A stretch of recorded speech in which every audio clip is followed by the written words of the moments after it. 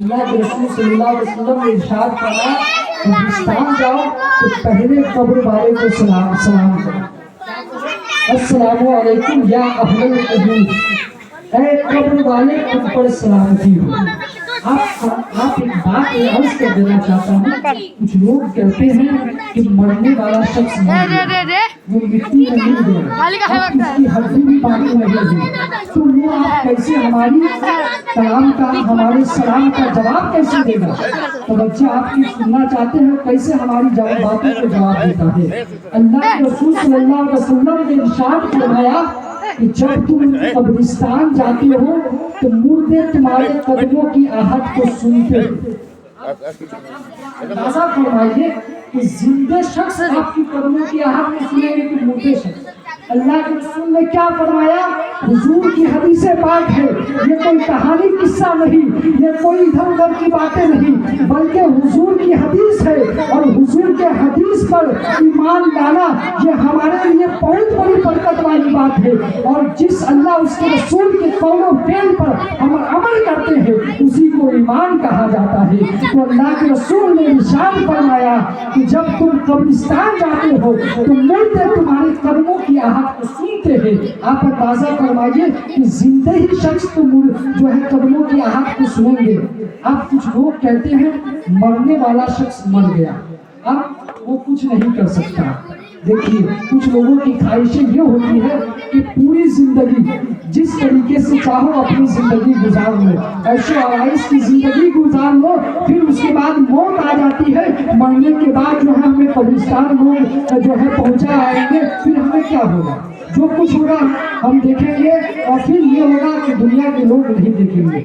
لیکن یاد رکھیے مرنے کے بعد اگر مردہ نیک ہوتا ہے تو اسے جو ہے جنت کی خوشبو عطا کی جاتی ہے، اگر مردہ گنہگار ہوتا ہے تو پھر اس کے قبر کے اندر عذاب دیے جاتے ہیں۔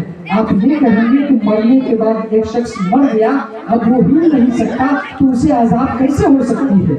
اس لیے کہ اگر آپ کسی چیز کو بے ہوش کر کر اس پہ ماریں گے تو اس کو احساس ہوگا، کسی چیز کو، سوکھی چیز کو آپ ماریں گے تو اسے تکلیف پہنچے گی نہیں، بلکہ مرنے کے بعد قبر کے اندر مردے کو زندہ کیا جاتا ہے، پھر اس سے حساب و کتاب کیے جاتے ہیں، پھر اس سے سوالات کیے جاتے ہیں۔ بلکہ اللہ کے رسول نے ارشاد فرمایا کہ جو ہے کافر بھی قبر کے اندر زندہ ہے، اس لیے کہ کافر کو قیامت تک عذاب ہونی ہے۔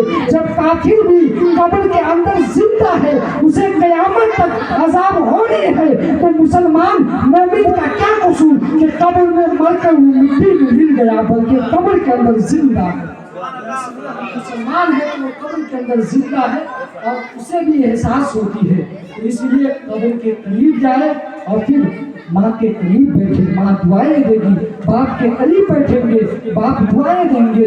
اسی طریقے سے میرے دوستو، اللہ کے رسول نے 15 شبان المعظم کی رات میں قبرستان تشریف لے گئے۔